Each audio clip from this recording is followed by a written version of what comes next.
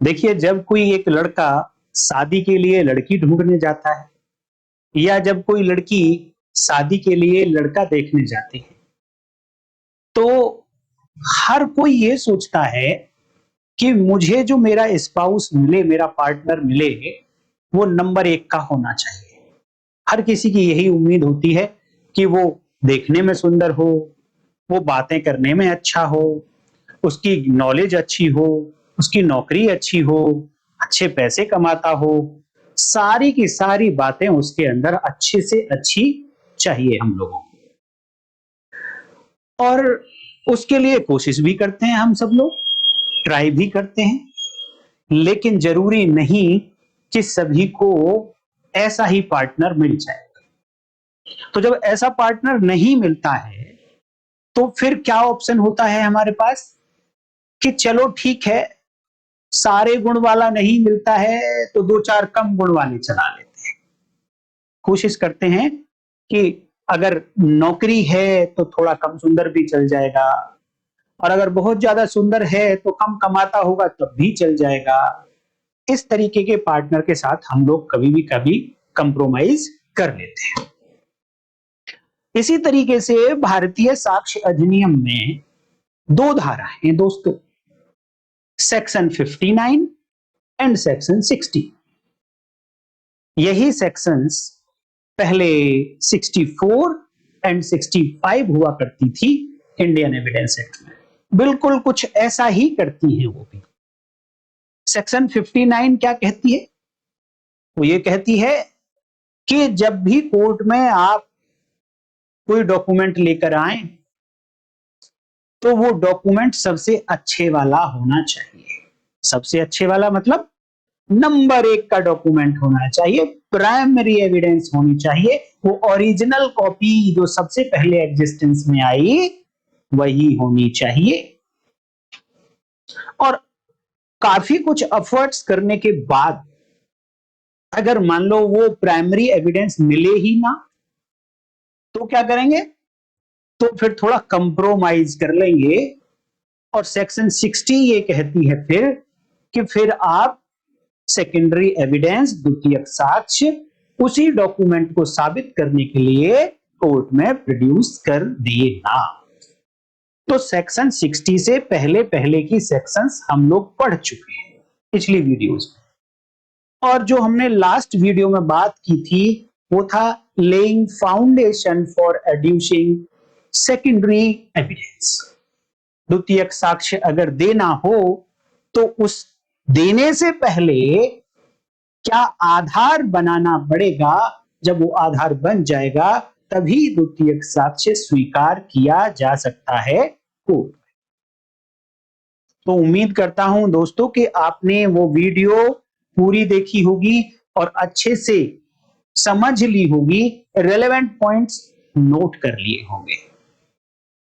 तो दोस्तों, मैं संजीव सिकरवार आज आप लोगों को लेकर चलूंगा सेक्शन 60 भारतीय साक्ष्य अधिनियम पर।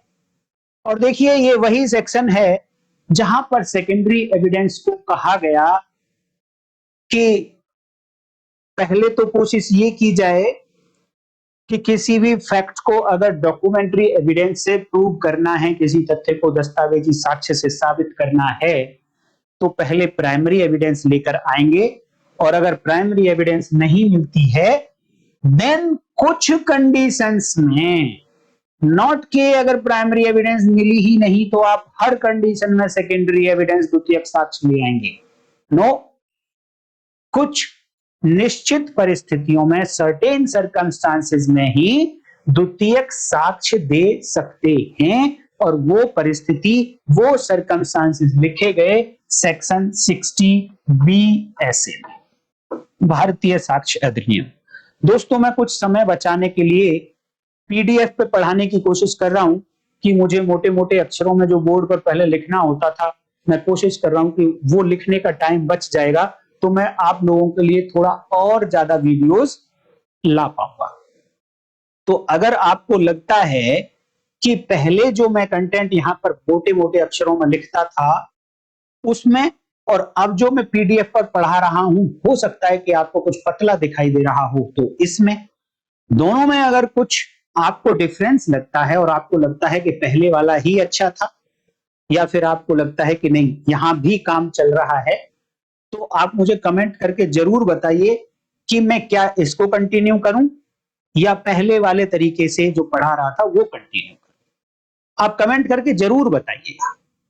और देखिए कि दोस्तों, जब तक आप इस सेक्शन को नहीं समझ लेंगे, सेक्शन 60 बीएसए, तो आप सोच लीजिए कि डॉक्यूमेंट्री एविडेंस के मामले में आपसे गलतियां हो जाएंगी।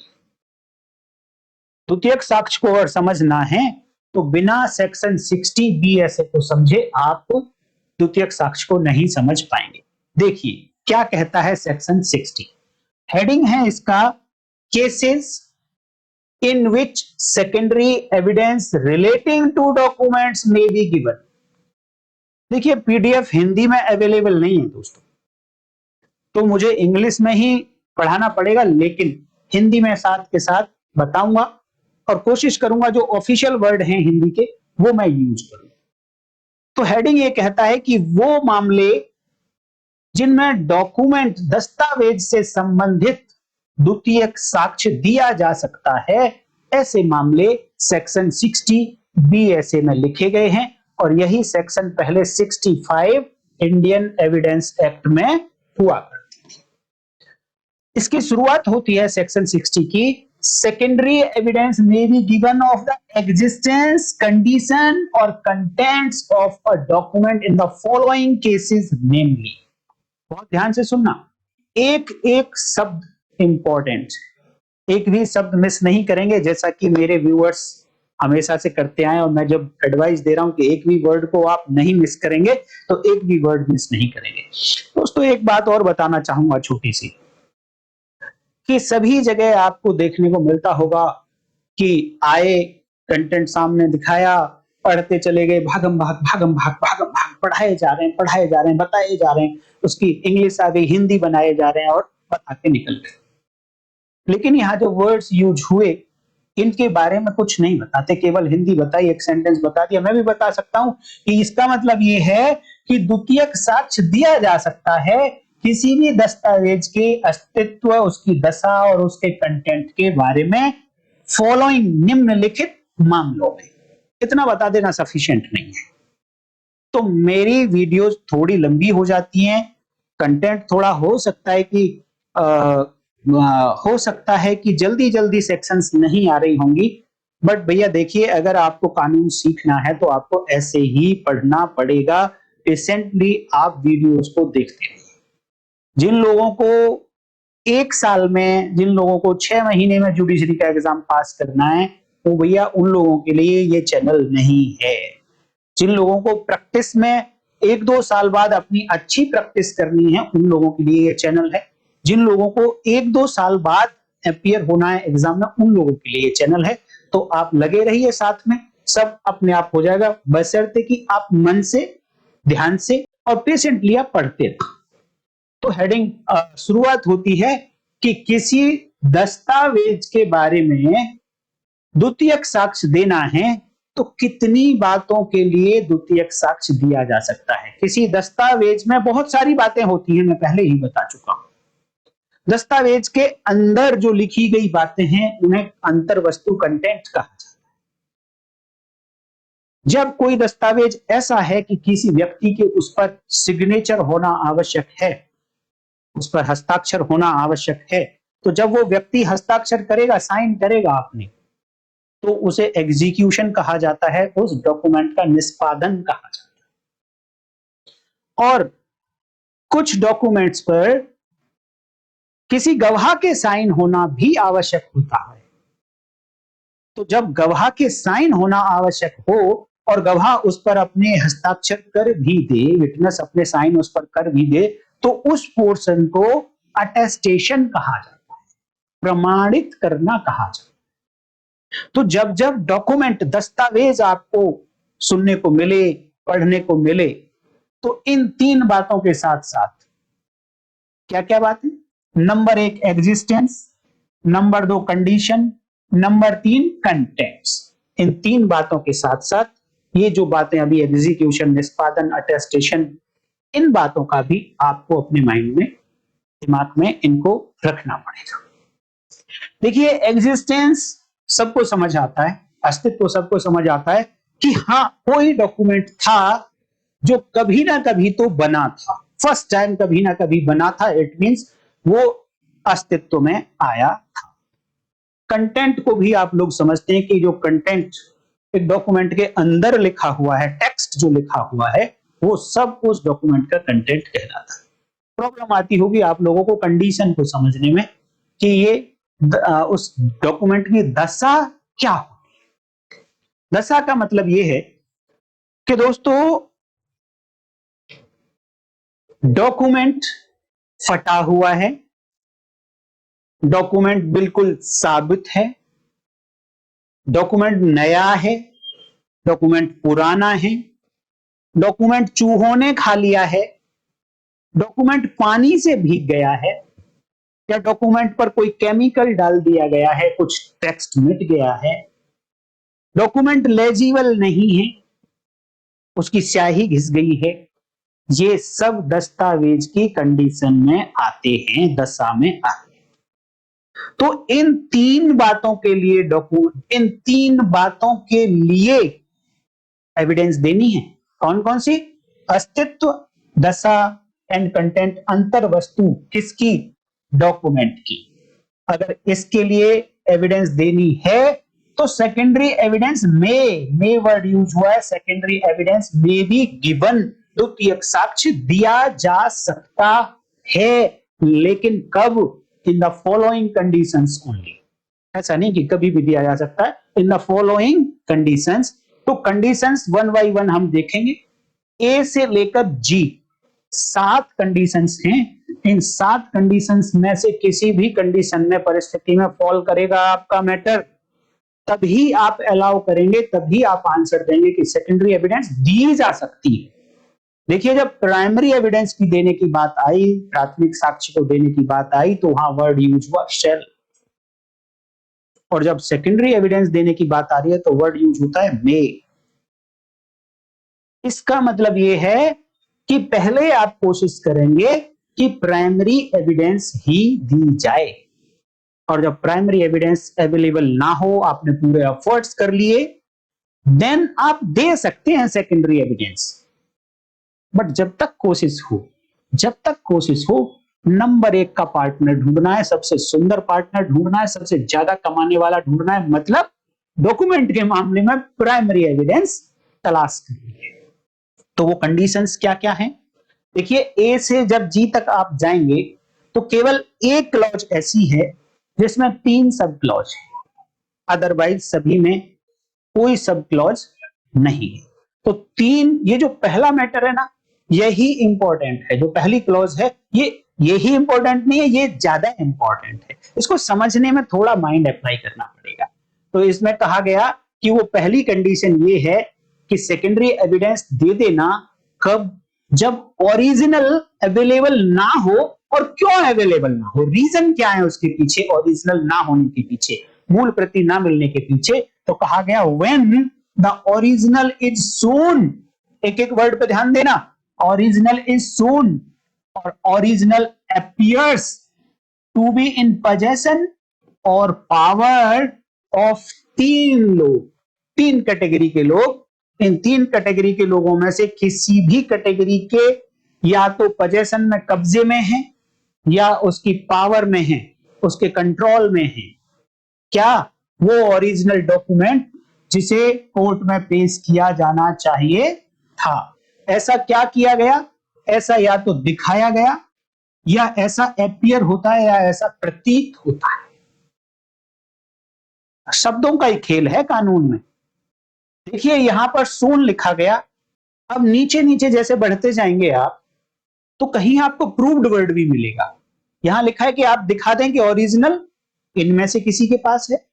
कभी मिलेगा आपको कि आप प्रूव करिए कि ओरिजिनल के साथ ये हो चुका है। क्या हो चुका है? धीरे धीरे आप तो वर्ड्स पे आप ध्यान देंगे। लिखा कि when the original is shown or appears to be in possession or power of, तीन कैटेगरी के लोगों में से किसी भी कैटेगरी के पास, तो नंबर एक कैटेगरी कि ये डॉक्यूमेंट कहां है, in the possession of the person against whom the document is sought to be proved, या वो ओरिजिनल कॉपी ऐसे व्यक्ति के पास है जिस व्यक्ति के अगेंस्ट, जिस व्यक्ति के विरुद्ध इस दस्तावेज को साबित करना है। इसका मतलब कि अगर प्लेंटिफ सेकेंडरी एविडेंस देना चाहता है तो उसे यह प्रूव करना पड़ेगा कि रेस्पोंडेंट जिसके अगेंस्ट ये डॉक्यूमेंट साबित करना है, इसकी ओरिजिनल कॉपी उसके ही पोजेशन में है और डायरेक्ट पोजेशन में नहीं है, तो कंट्रोल है उसका उस कॉपी पर, ओरिजिनल कॉपी पर। इसलिए अगर ऐसा शो कर दिया प्लेंटिफ ने, तो अब प्लेंटिफ सेकेंडरी कॉपी पेश कर सकता है कोर्ट के सामने। तो फर्स्ट कैटेगरी कौन सी हुई, किसके पोजेशन में होना चाहिए वो ओरिजिनल डॉक्यूमेंट, कि जिस पर्सन के अगेंस्ट ये डॉक्यूमेंट प्रूव किया जाना है, साबित किया जाना है। साधारण भाषा में बात करूं मैं तो एक बात ये हुई कि जब ओरिजिनल मूल प्रति ऐसे व्यक्ति के कब्जे में है या उसके कंट्रोल में है, शक्तिधीन है, जिस व्यक्ति के अगेंस्ट ये डॉक्यूमेंट, ये दस्तावेज साबित किया जाना है, तो सेकेंडरी एविडेंस दी जा सकती है। लेकिन अभी अधूरी बात है, पूरी अभी होगी। तो ये हुआ एक टाइप का। अब देखिए दूसरे टाइप का, जो दूसरी जो कैटेगरी है कि वो ओरिजिनल डॉक्यूमेंट किसके पास होना चाहिए, वो original document when the original is shown or appears to be in possession और power of any person out of reach of or not subject to the process of the court. इसको थोड़ा सा break करके मैं बताना चाहूंगा। यहां पे लिखा है कि अगर original document is in possession of any person out of reach of the process of the court, number एक पर्सन। नंबर दो, when original is in possession of any person not subject to the process of the court। ये दो category लिखी हैं। Second number की category में भी अंदर दो कैटेगरी है कि अगर मूल प्रति, ध्यान से सुनना, अगर मूल प्रति ऐसे व्यक्ति के पास है जो व्यक्ति कोर्ट की आदेशिकाओं से बाहर है, अर्थात कोर्ट के आदेश, कोर्ट का प्रोसेस उसके ऊपर नहीं चल सकता, ऐसी परिस्थितियों में वो व्यक्ति बैठा है। अर्थात कि कोर्ट उसे कंपेल नहीं कर पाएगी कि आप वो ओरिजिनल डॉक्यूमेंट कोर्ट में पेश कर, वो out of reach of the process of the court है। नंबर एक बात।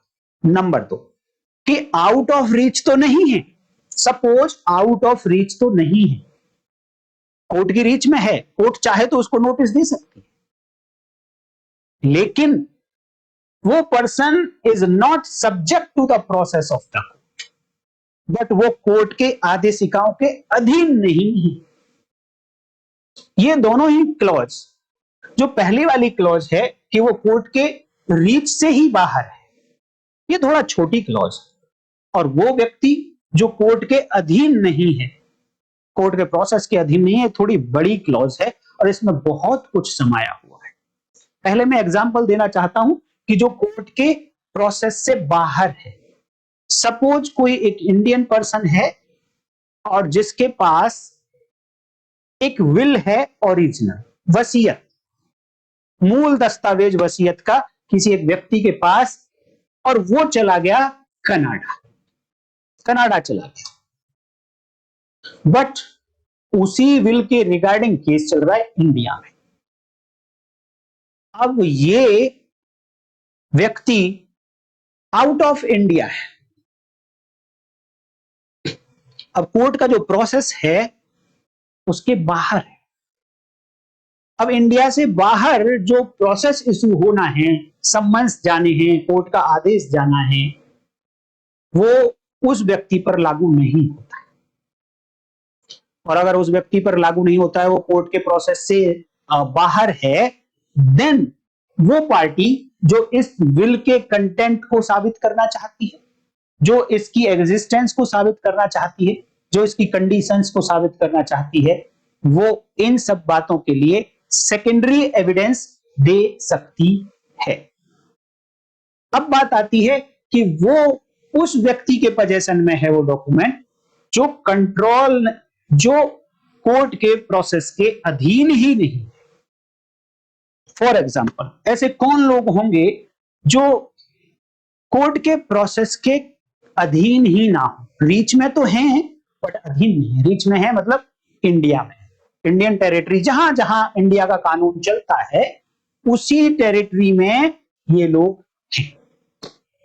मान लो एक एक्यूज है ए फॉर अल्फा वाला। इस एक्यूज ने कोई एक ऑफेंस कर दिया और इस ऑफेंस के बारे में उसने अपने वकील साहब को एक लेटर लिखा कि सर मैंने एक ऐसे ऐसे ऐसे ऐसे एक ऑफेंस कर दिया है, सपोज मर्डर कर दिया है, और आप मुझे डिफेंड करो। ये एफआईआर है, ये कोर्ट है, आप मुझे डिफेंड करो। आप मेरे लिए वकील की तरह कोर्ट में पेश हो जाओ और मेरी पैरवी करो। ऐसा एक लेटर ए ने अपने वकील साहब को लिख दिया। अच्छा, ये हुआ क्या है? ये लेटर जो लिखा एक एक्यूज ने अपने वकील साहब को, ये है क्या? ये एक्स्ट्रा जुडिशियल कन्फेशन है, संस्वीकृति है, और ये संस्वीकृति सुसंगत है। ये संस्वीकृति सुसंगत है, कोर्ट में दी जा सकती है। मैंने चार तरीके बताए थे आपको, 4 पार्ट बताए थे भारतीय साक्ष्य अधिनियम के कि कौन से फैक्ट कोर्ट में दिए जा सकते हैं, मतलब कौन से फैक्ट साबित किए जा सकते हैं। एक पार्ट वो होता है जो सेक्शन 4 से लेकर 50 भारतीय साक्ष्य अधिनियम तक बात करता है, और अगला पार्ट होता है कि ये फैक्ट किस तरीके से दिए जाएंगे, वो मोड क्या होगा ले जाने का कोर्ट में प्रूव करने का। और एक पार्ट बताया था कि अब कौन प्रूव करेगा ऐसे फैक्ट को ऐसे तरीके से, वो तीसरा पार्ट। तो यहां पर बताया गया कि ये जो कन्फेशन है ये फर्स्ट पार्ट में आता है और रेलेवेंट है। लेकिन एक और बात ध्यान रखना आप दोस्तों, कि ये जरूरी नहीं है कि जो फैक्ट रेलेवेंट होगा वो एडमिसिबल भी होगा। नो, ऐसा कोई जरूरी नहीं। अभी देखिए यहां पर वही फैक्ट हैं, लगभग वही डॉक्यूमेंट है कि जो कोर्ट के रीच में होने के बावजूद भी कोर्ट के प्रोसेस के अधीन नहीं आते हैं। ये जो कन्फेशन किया एक एक्यूज ने अपने वकील साहब को, ये क्या है? ये है प्रोफेशनल कम्युनिकेशन। और प्रोफेशनल कम्युनिकेशन प्रिविलेज्ड कम्युनिकेशन में आता है। प्रिविलेज्ड कम्युनिकेशन मतलब कि यहां पर कोर्ट को अगर पता भी है, पुलिस को अगर पता भी है कि ए ने एक लेटर लिखा है वकील साहब को जिसमें उसने एडमिट किया है अपने गिल्ट को, तो वो लेटर कोर्ट में आ जाए। तो कैसे आएगा? लेटर तो वकील साहब के पास है, वो ओरिजिनल डॉक्यूमेंट, ध्यान देना, ओरिजिनल डॉक्यूमेंट वकील साहब के पास।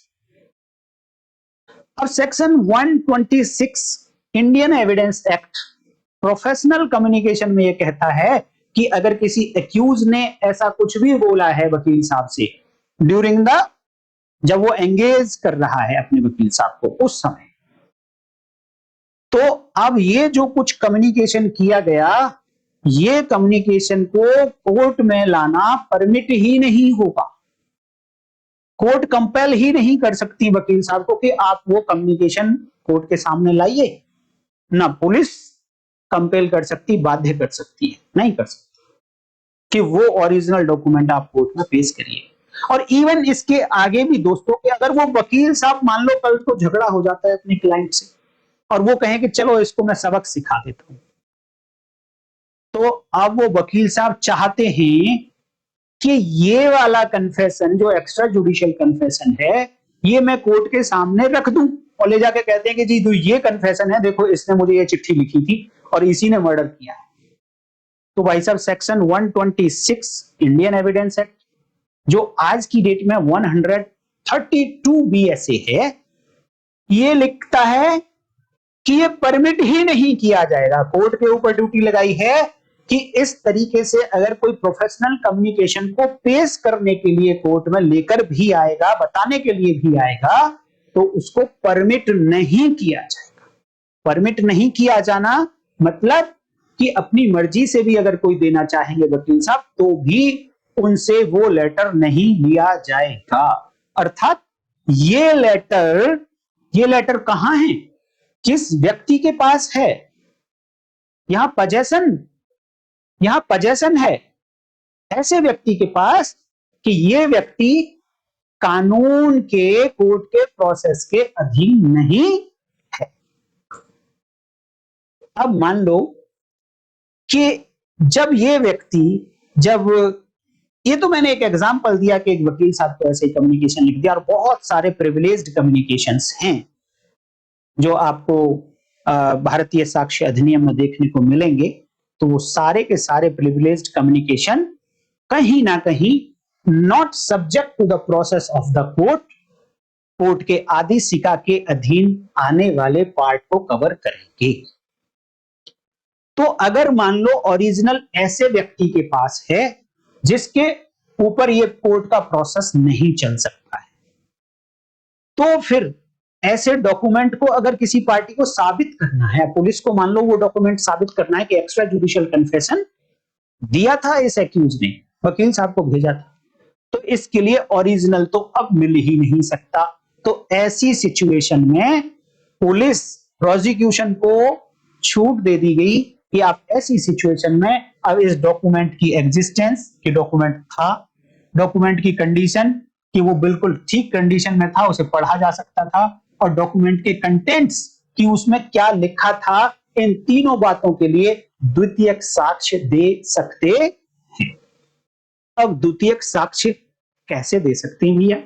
एक कॉपी बनी थी, एक कॉपी वकील साहब के पास है, तो द्वितीयक साक्ष्य कैसे आएगा? तो द्वितीयक साक्ष्य के लिए आप ध्यान देना, oral account of the document भी है, क्लॉज 5 सेक्शन 58 BSA, सेक्शन 63 भारतीय साक्ष्य अधिनियम 1872, उसकी क्लॉज नंबर 5, तो ये कहती है कि ओरल अकाउंट भी दिया जा सकता है उस डॉक्यूमेंट का, और वो सेकेंडरी एविडेंस होगा। तो मान लो कि जब ये लिख रहा था लेटर, तो किसी एक व्यक्ति ने देख लिया था, और वो व्यक्ति ऐसा था कि जिसके ऊपर ये प्रिविलेज्ड कम्युनिकेशन वाला पार्ट नहीं है। इसका मतलब वो कोर्ट के प्रोसेस के अधीन है, उसने देख लिया था कि ऐसा ऐसा लिखा है, ओरिजिनल देखा था।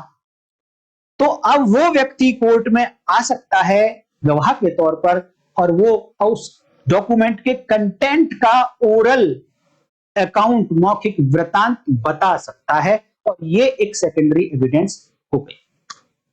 तो ये जो क्लॉज 2 है, ये जो सब क्लॉज 2 है, ये वाली बातें करता है। उम्मीद करता हूं कि ये सब क्लॉज 2 समझ आ गई होगी, और कहीं ना कहीं आपको प्रॉब्लम आएंगी इसको समझने में, बट थोड़ा सा टाइम आज लगाएंगे तो आपको हमेशा के लिए याद रह जाएंगी ये बातें। अब थर्ड कैटेगरी के पर्सन कौन से होंगे? थर्ड कैटेगरी में फिर से पढ़ेंगे आपको ए से ही। क्लॉज ए में लिखा, when the original is shown or appears to be in possession और power of any person legally bound to produce it. ऐसे व्यक्ति के पोजेशन में है, ऐसे व्यक्ति के कंट्रोल में है, जिसे अगर बोला जाए कि आप इसे कोर्ट में लेकर आइए, तो वो वैधानिक रूप से आवद्ध है कि उसे अब ये डॉक्यूमेंट कोर्ट में पेश करना पड़ेगा। ऐसे व्यक्ति के कब्जे में या फिर ऐसे व्यक्ति के पोजेशन में वो डॉक्यूमेंट है, वो डॉक्यूमेंट ओरिजिनल डॉक्यूमेंट। जब भारतीय साक्ष्य अधिनियम में डॉक्यूमेंट वर्ड आपको देखने को मिलेगा, यहां कहीं नहीं लिखा है कि एग्जिस्टेंस, कंडीशन और कंटेंट ऑफ ओरिजिनल डॉक्यूमेंट, नहीं लिखा, सिंपल लिखा है कि यही 3 चीजें ऑफ अ डॉक्यूमेंट। जब भी डॉक्यूमेंट वर्ड मिले अकेला, कॉपी नहीं, डॉक्यूमेंट लिखा, मान लेना आप कि वो ओरिजिनल डॉक्यूमेंट, तो वो उस ओरिजिनल डॉक्यूमेंट जो है वो इन 3 कैटेगरी के लोगों में से किसी भी कैटेगरी के व्यक्ति के पास है, तो फिर ये सेक्शन 60 कहती है कि ऐसे दस्तावेज की इन तीन बातों को रट लेना, इन तीन बातों को, एग्जिस्टेंस, कंडीशंस एंड कंटेंट को सेकेंडरी एविडेंस से प्रूव किया जा सकता है। अब ध्यान देना, कुछ बातें आपको दिखाना चाहूंगा कि लॉ देखिए कैसे पढ़ा जाता है। लॉ को देखिए, यहां पर जब क्लॉज ए और इसकी सब क्लॉज 1 देखी आपने, तो वहां पर लिखा था कि किसके पोजेशन में है, तो of the possession, the person, of the person.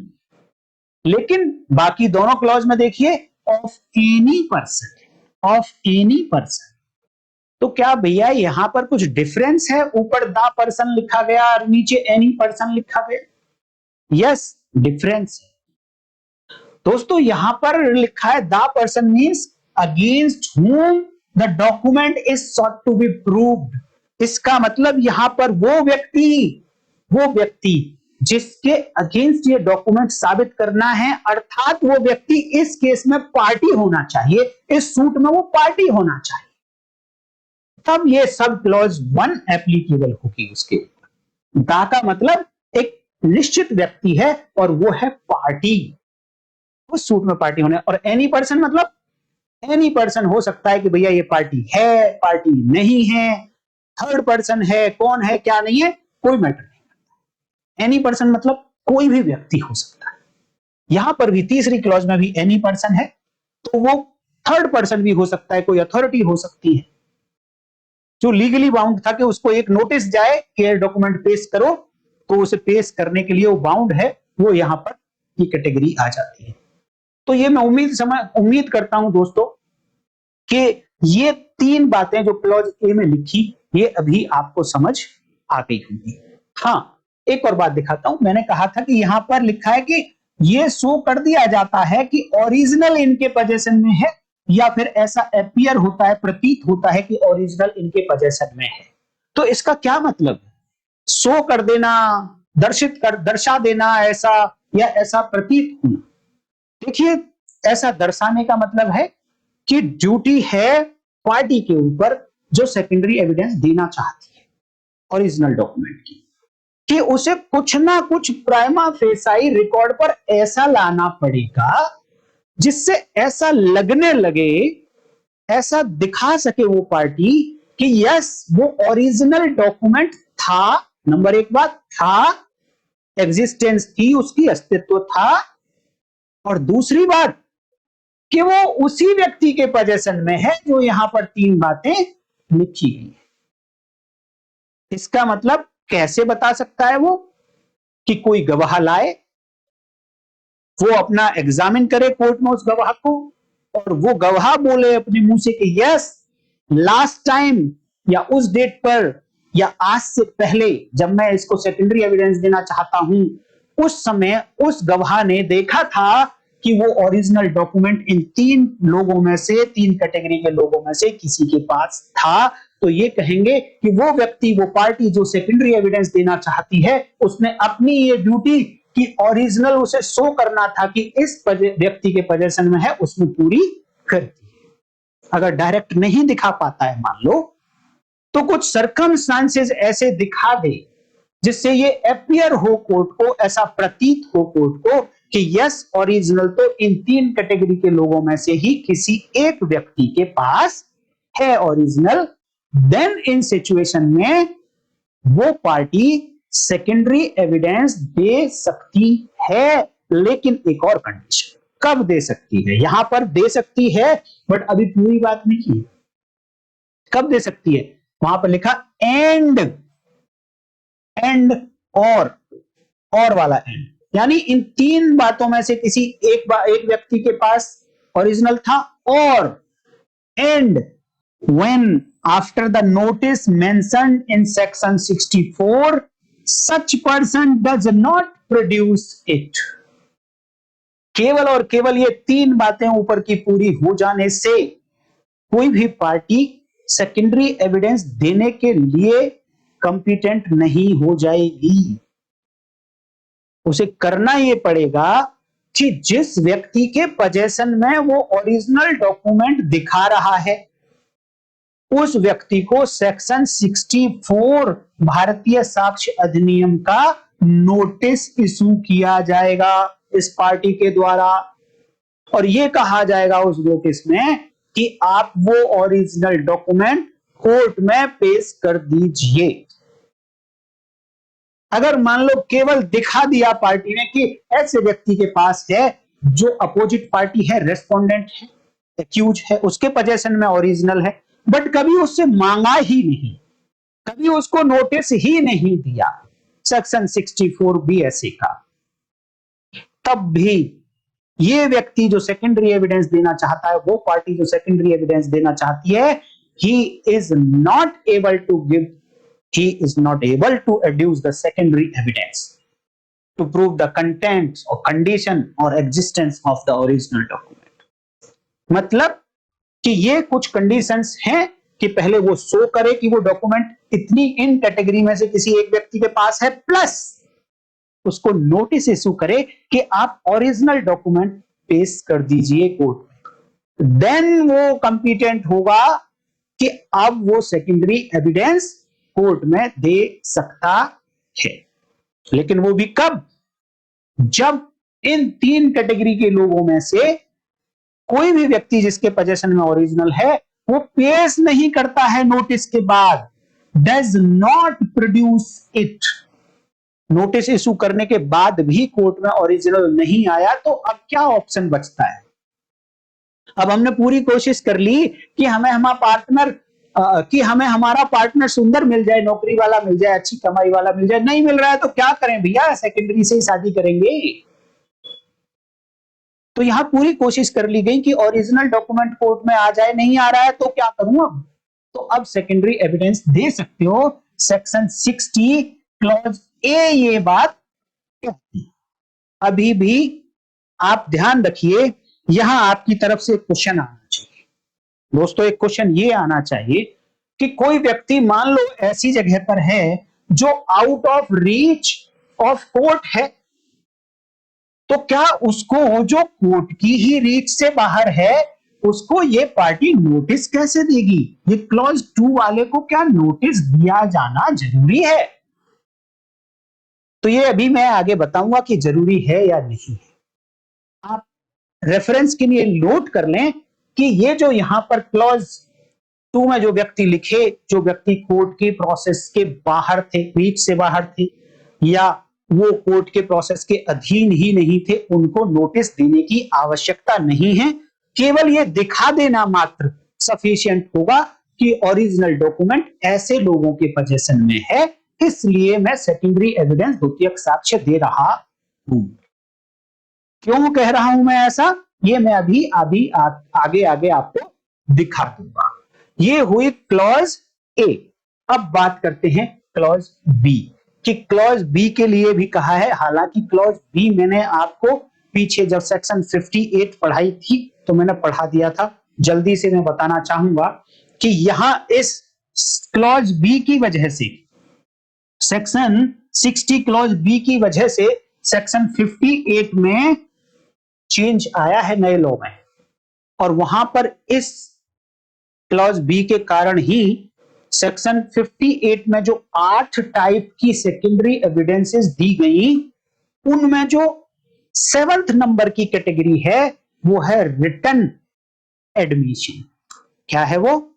Written admission, लिखित स्वीकृति, उसको वहां ऐड किया गया है। वो इस क्लॉज के कारण ऐड किया गया है। क्या है ये?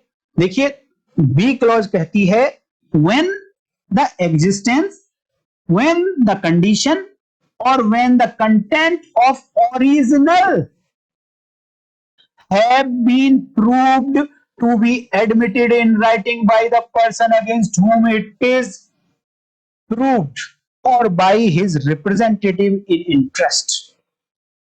कब दी जा सकती है सेकेंडरी एविडेंस? जब उस व्यक्ति ने कहीं ना कहीं, ये कनेक्टेड है क्लॉज ए और उसकी सब क्लॉज 1 से। कितने मामले में? कि यहां पर भी डॉक्यूमेंट ऐसा था जो उस पार्टी के अगेंस्ट ही प्रूव किया जाना था, यहां पर क्लॉज बी में भी वही व्यक्ति है जिसके अगेंस्ट डॉक्यूमेंट प्रूव किया जाना है। लेकिन दोनों में डिफरेंस क्या है? दोनों में डिफरेंस है दोस्तों कि वहां क्लॉज ए, उसकी सब क्लॉज फर्स्ट में पजेशन ऐसे व्यक्ति के पास है, लेकिन क्लॉज बी के लिए कहीं नहीं लिखा कि पजेशन उसके पास है। लेकिन हां, एक कंडीशन है, पजेशन हो ना हो डजंट मैटर, नहीं दिखा पाया वो व्यक्ति के पजेशन ऐसी पार्टी के पास है जिसके अगेंस्ट ये डॉक्यूमेंट प्रूव किया जाना है। लेकिन क्या दूसरी चीज दिखा चुका है? वो पार्टी जो सेकेंडरी एविडेंस देना चाहती है वो बता चुका है कि अगर एग्जिस्टेंस प्रूव करनी है यहां वाली, तो उसने प्रूव कर दिया कि ये एग्जिस्टेंस इसकी डॉक्यूमेंट की ऑलरेडी प्रूव की जा चुकी है। किसके द्वारा? एडमिशन के द्वारा, उसी पार्टी के एडमिशन के द्वारा, और वो रिटर्न एडमिशन था। रिटर्न एडमिशन के द्वारा उसी पार्टी ने एडमिट कर लिया है इस डॉक्यूमेंट की एग्जिस्टेंस, इस डॉक्यूमेंट की कंडीशन और इसी डॉक्यूमेंट के कंटेंट्स को रिटर्न में एडमिट कर चुका है। वही पार्टी जिसके अगेंस्ट ये ओरिजिनल डॉक्यूमेंट साबित किया जाना है कोर्ट में, तब भी सेक्शन 60 कहती है कि सेकेंडरी एविडेंस द्वितीयक साक्ष्य दिया जा सकता है। तो इसको रिटर्न में एडमिट करने का क्या मतलब है? क्या कोर्ट को लिख के दे दे कि यस, इसकी एग्जिस्टेंस, इसकी कंडीशन और इसके कंटेंट को मैं एडमिट करता हूं? नो, ऐसा नहीं। रिटर्न एडमिशन मैंने पिछली वीडियो में बहुत अच्छे से समझाया था, जब एक अमिताभ, जया और इनके फैमिली, इनके साथ में जब विल बनाई गई। एक एग्जांपल था, वो कोई रियल नहीं है, मैंने समझाने के लिए लिया है आपको। और ये किसी पर्टिकुलर फैमिली के बारे में मैं बात नहीं कर रहा हूं, बस एग्जांपल के लिए ऐसे नाम लिए थे। और वहां पर दिखाया था कि जब विल बनाई अमिताभ ने और अपने बच्चे के नाम पे सब कुछ कर दिया, तो अमिताभ के बच्चे ने रिटर्न में लिखा था अपनी मां को कि देखिए पिताजी ने हमें कुछ नहीं दिया है अपनी वसीयत में। तो ये जो उसके बच्चे ने, अमिताभ के बच्चे ने अपनी मां के लिए रिटर्न में एक लेटर लिखा, ये है रिटर्न एडमिशन। और ये ओरिजिनल के कंटेंट को ऑलरेडी एडमिट कर चुका है।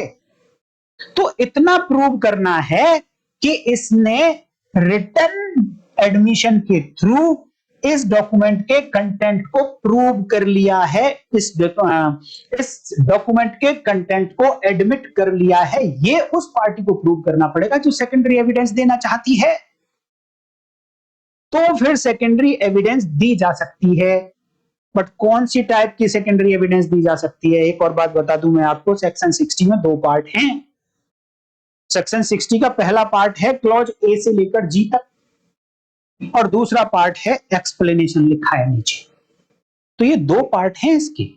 तो पहला पार्ट तो ये बताता है कि किन किन कंडीशंस में सेकेंडरी एविडेंस द्वितीयक साक्ष्य दिया जा सकता है।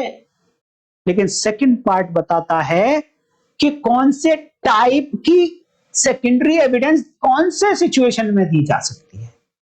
जैसे कि क्लॉज ए के मामले में कौन से टाइप की सेकेंडरी एविडेंस दी जा सकती है। टाइप का क्या मतलब है भैया?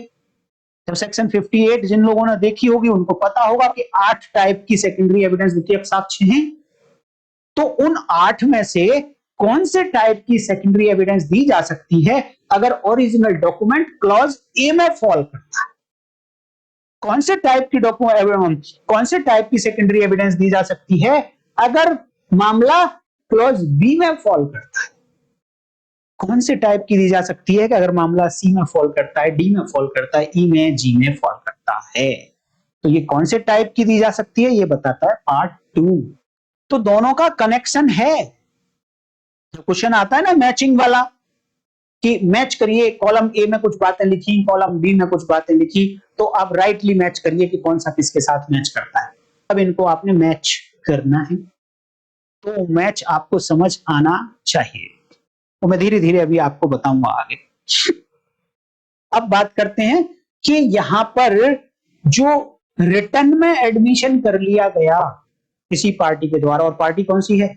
जिसके अगेंस्ट वो विल मान लें, वो डॉक्यूमेंट प्रूव किया जाना है, उसी ने किसी और को लेटर लिखकर रिटन में मेल लिखकर उस डॉक्यूमेंट के कंटेंट को अगर एडमिट कर लिया था तो वो लेटर, वो मेल, वो कोर्ट में आप ले आइए, ओरिजिनल लाने की जरूरत नहीं है।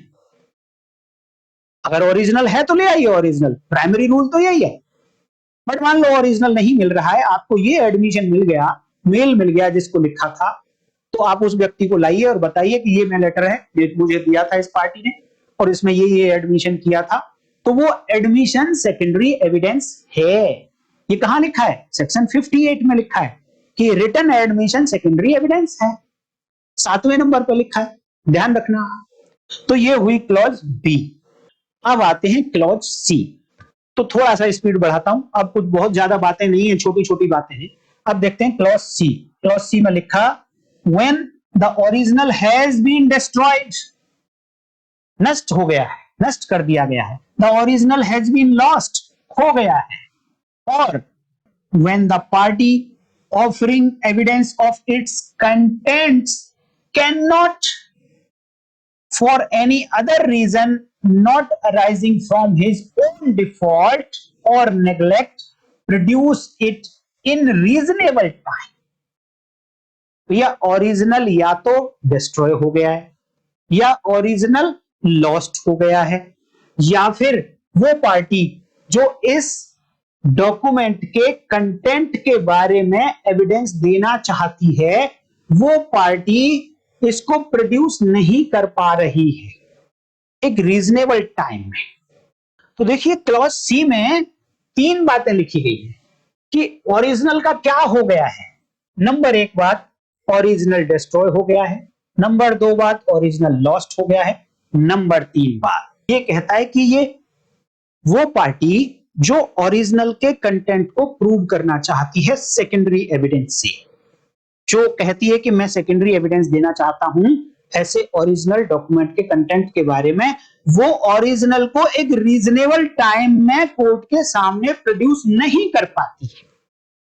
तो ये क्या बात हुई भैया? कोई भी कह देगा कि मैं प्रोड्यूस नहीं कर पा रहा हूं ओरिजिनल, तो मुझे आप अलाउ कर दो, मैं सेकेंडरी एविडेंस दे दूं। नहीं भैया, यहां पर एक कंडीशन लगाई गई कि 2 बातें हैं। एक तो वो रीजनेबल टाइम में ओरिजिनल प्रोड्यूस नहीं कर पाई हो, पेश ना कर पाई हो, और ये सब कुछ ये उसके अपनी गलती के कारण नहीं होना चाहिए, फ्रॉम हिज ओन डिफॉल्ट ये कंडीशन खड़ी ना हो गई हो, या उसके खुद के नेग्लिजेंट के कारण ये कंडीशन पैदा ना हो गई हो।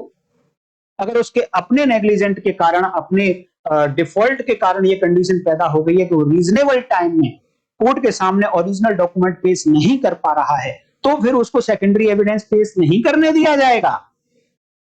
वो तभी है जब उसके पार्ट पे गलती ना हो और रीजनेबल टाइम में वो ओरिजिनल पेश नहीं कर पा रहा है, या फिर डिस्ट्रॉय हो गया, नष्ट हो गया या लॉस्ट हो गया है, तो सेकेंडरी एविडेंस दी जा सकती है। बट पहले ये प्रूव करना पड़ेगा कि वो डॉक्यूमेंट डिस्ट्रॉय हो गया है, वो डॉक्यूमेंट लॉस्ट है।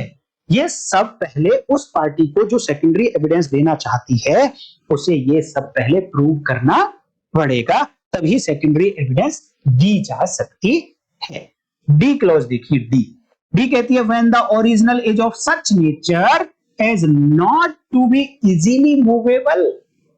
अब भैया जो ओरिजिनल डॉक्यूमेंट है वो ऐसा है कि जो कोर्ट में ले जाया ही नहीं जा सकता आसानी से नहीं ले जाया जा सकता, या ले जाया ही नहीं जा सकता। सपोज किसी घर की दीवार पर कोई डिफामेटरी स्टेटमेंट पेंट करा दिया किसी ने, अब घर की दीवार को उखाड़ के थोड़ी ना ले जाएंगे भाई कोर्ट में, कैसे जाएगा फिर? तो फोटोग्राफ ले लो उसका, फोटोग्राफ ले लो, फोटो कोर्ट में पेश कर दो। फोटो क्या है? सेकेंडरी एविडेंस है, बट प्रूव ये करना पड़ेगा कि वो फोटोग्राफ ओरिजिनल से ही लिया गया, दीवार से ही लिया गया है सीधा। तो कुल मिलाकर कि सेकेंडरी एविडेंस दी जा सकती है, बट कौन से टाइप की दी जा सकती है ये ध्यान रखने वाली बात है। तो ये हुई क्लॉज डी। अब बात करते हैं क्लॉज ई। कहा when the original is a public document with in the meaning of section 74। भैया अगर डॉक्यूमेंट मान लो लोक दस्तावेज है, पब्लिक डॉक्यूमेंट है, जो सेक्शन 74 भारतीय साक्ष्य अधिनियम में दिए गए हैं पब्लिक डॉक्यूमेंट, उनमें से अगर कोई डॉक्यूमेंट है तब भी सेकेंडरी एविडेंस दी जा सकती है। कौन से टाइप की दी जा सकती है बताएंगे। क्लॉज एफ देखिए, when the original is a document of which a certified copy is permitted by this adhiniyam or by any other law in force in India to be given in evidence। देखिए clause F थोड़ी सी समझने लायक है। Clause F में ये कहा है कि document original ऐसा है जिसकी सर्टिफाइड कॉपी को एविडेंस में दिया जाना या तो भारतीय साक्ष्य अधिनियम ने परमिट किया है, या भारतीय साक्ष्य अधिनियम ने नहीं तो किसी और अधिनियम ने, रजिस्ट्रेशन एक्ट जैसे, या दूसरा कोई एक्ट है उसने परमिट किया है कि सर्टिफाइड कॉपी को कोर्ट में एज एन एविडेंस साक्ष्य के रूप में दिया जा सकता है। तो फिर भैया सर्टिफाइड कॉपी ऐसे ओरिजिनल की दी जा सकती है और सर्टिफाइड कॉपी तो सेकेंडरी एविडेंस है। पहली बात लिखी है सेक्शन 58 में। अब बात करते हैं जी। जी भी थोड़ी समझने लायक है। When the originals consist of numerous accounts or other documents which cannot conveniently be examined in court and the fact to be proved is the general result of the whole collection। Clause जी कहती है कि वो जो original document है, primary evidence है, वो भैया बहुत सारे अकाउंट्स से मिलकर बना है या किसी दूसरे डॉक्यूमेंट से मिलकर बना है। डॉक्यूमेंट एक है बट वो एक डॉक्यूमेंट बहुत सारे डॉक्यूमेंट से मिलकर बना है। लेकिन कोर्ट में क्या प्रूव किया जाना है? वो सारे डॉक्यूमेंट के कंटेंट प्रूव नहीं किए जाने डॉक्यूमेंट कोर्ट में जो फैक्ट इन इशू है उन सभी डॉक्यूमेंट के कलेक्शन का जनरल रिजल्ट है, सामान्य परिणाम है। उस सामान्य परिणाम को प्रूव करना, जैसे कि कंपनी के मामले में होता है, कंपनी के बहुत सारे अकाउंट्स होते हैं, लेकिन उन बहुत सारे अकाउंट्स में से अगर प्रूव ये करना है, पता ये लगाना है कि कंपनी प्रॉफिट में थी या लॉस में थी, कंपनी ने टोटल कितना लोन लिया था उस पीरियड में, तो ये किससे प्रूव हो सकता है? कंपनी का एक प्रॉफिट एंड लॉस अकाउंट होता है, कंपनी की एक बैलेंस शीट होती है, वो केवल और केवल एक पेज पे आ सकती है। तो इस डॉक्यूमेंट से अगर वो डॉक्यूमेंट ऐसा है, ये तो मैंने एक एग्जांपल दिया है, तो भी सेकेंडरी एविडेंस दी जा सकती है। और वो सेकेंडरी एविडेंस क्या होगी? इसके लिए इस जी क्लॉज से भी चेंज आया सेक्शन 58 में, और वहां 8th क्लॉज में जो 8वें टाइप की सेकेंडरी एविडेंस लिखी है, अब इस जी क्लॉज के लिए वो 8वें टाइप की सेकेंडरी एविडेंस दी जा सकती है, और वो है कि ऐसे व्यक्ति की एविडेंस दी जा सकती है ऐसे मामलों में जो व्यक्ति इन अकाउंट्स को, इन डॉक्यूमेंट्स को एग्जामिन करने के लिए कंपिटेंट है और उसने एग्जामिन कर लिया है और वो जनरल रिजल्ट निकाल दिया। तो ऐसा व्यक्ति कोर्ट में जाके एविडेंस जो देगा वो सेकेंडरी एविडेंस कहलाएगी, और ऐसे मैटर्स में वो सेकेंडरी एविडेंस दे सकता है। तो ये थी 7 कंडीशंस, 7 के अंदर भी छिपी हुई हैं, तो टोटल मिलाकर 9 लग रही होंगी आपको। इन कंडीशंस में ही, केवल और केवल इन्हीं कंडीशंस में आपको ध्यान रखना है कि जब भी कोई पार्टी सेकेंडरी एविडेंस देने की कोशिश करे कोर्ट में, तो आप चेक करिए कि क्या वो इन कंडीशंस में फॉल करता है क्या। अगर इन कंडीशंस में फॉल करता है तभी आप अलाउ करिए सेकेंडरी एविडेंस, अदरवाइज आप ऑब्जेक्ट करिए अगर आप प्रैक्टिस में हैं। और जवाब तो आप लिख ही देंगे, मैं उम्मीद करता हूं। अब बात करते हैं कि मान लो कि आपकी शादी हो गई, आपने अपना पार्टनर ढूंढा, आपकी शादी हो गई। अब जब आपकी शादी हो जाती है, तो जब नया नया पार्टनर होता है आपका, तो मैं स्पेशली बात करूंगा जब पत्नी नई नई होती है, तो वो साड़ी डिफरेंट डिफरेंट कलर की, डिफरेंट डिफरेंट टाइप की साड़ीज पहनती है। और ध्यान दीजिए कि जब भी साड़ीज वो पहनती हैं तो बिंदी का कलर भी साड़ी से मैच करता है, चूड़ियों का कलर भी साड़ी से मैच करता है, उनके पर्स का कलर भी साड़ी से मैच करता है। बहुत सारे आइटम्स वो मैच करती हैं साड़ी के साथ। इसी तरीके से सेक्शन 58 बीएसए, यहां 8 टाइप की सेकेंडरी एविडेंस दी गई है। 8 टाइप्स ऑफ सेकेंडरी एविडेंसेस, द्वितीयक साक्ष्य। और जब हमने सेक्शन 60 के पार्ट 1 को पढ़ा तो वहां पर 7 टाइप की कंडीशंस दी गई हैं, जिन कंडीशंस में ये 8 टाइप की सेकेंडरी एविडेंसेस दी जा सकती है। लेकिन ऐसा नहीं है कि पार्टी की मर्जी है कि वो पहली कंडीशन के लिए 8 में से जो मर्जी आए सेकेंडरी एविडेंस दे दे, दूसरी कंडीशन के लिए 8 में से जो मर्जी आए सेकेंडरी एविडेंस दे दे। ना भी, ऐसा बिल्कुल नहीं है। जिस तरीके की बात आप जब अपनी पत्नी के साथ होंगे और कहीं शॉपिंग करा रहे होंगे तो ऐसा नहीं है कि उन्होंने अगर रेड कलर की साड़ी पहनी है तो आप उनको बिंदी ग्रीन कलर की लगवा देंगे या चूड़ियां ग्रीन कलर की पहनवा देंगे। वो कहेंगे ना जी ना, मैं तो उसी कलर की चूड़ी लूंगी या उसी कलर की बिंदी लूंगी जिस कलर की मेरी साड़ी हो। इसका मतलब मैच यहां पर भी होना है। कि मैच कैसा होगा कि जो 7 बातें लिखी फर्स्ट पार्ट में, first part of section 60 BSA, यहां पर जो 7 बातें लिखी उनको मैच करना है सेक्शन 58 में लिखी 8 बातों में से। और उनको कौन मैच कराएगा? सेक्शन 60 का पार्ट 2 मैच कराएगा। कैसे कराएगा? देखिए, सेक्शन 60 के पार्ट 2 में ये एक्सप्लेनेशन लिख दिया है। पहले नहीं था ऐसे एक्सप्लेनेशन की फॉर्म में, अब ये जब नया कानून बना है तब ये एक्सप्लेनेशन की फॉर्म में आया है। और ये एक्सप्लेनेशन कहता है फॉर द पर्पज ऑफ पहली बात clause A, clause C and clause D. किसकी? सेक्शन 60 की ऊपर जो बातें पढ़ाई थी ए से लेकर जी, तो इन्होंने 3 क्लॉज को तो इकट्ठा कर दिया एक जगह। ए सी डी, बी नहीं है, ए से डी तक 4 होती हैं, उनमें से बी निकाल दो, 3 बातें। क्लॉज ए और सी और डी के पर्पज के लिए any secondary evidence of the content of documents is admissible.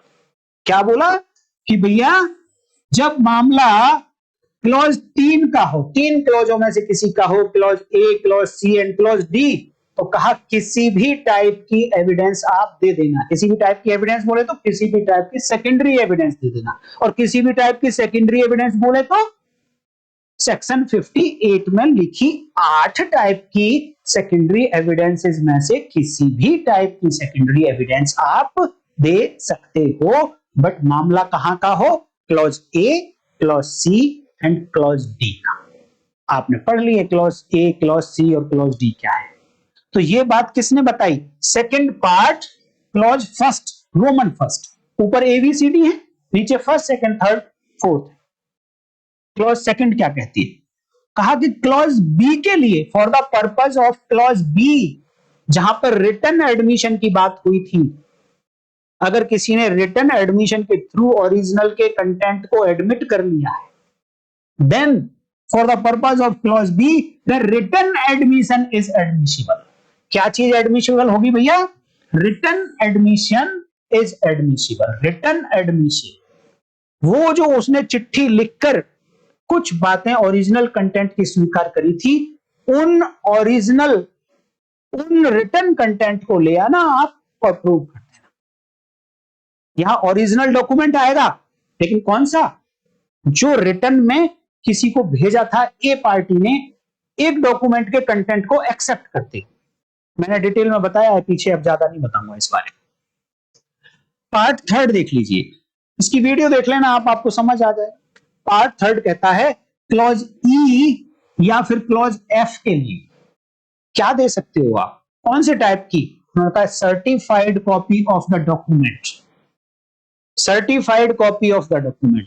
जो सेक्शन 58 है उसमें जो पहले टाइप की सेकेंडरी एविडेंस है वो है सर्टिफाइड कॉपी। और सर्टिफाइड कॉपी दे दी जा सकती है, लेकिन clause E and clause F दोनों को आप पढ़ लेना, उनमें जो बातें लिखी उन कंडीशंस में certified copy of the document दी जा सकती है, but no other kind of secondary evidence is admissible.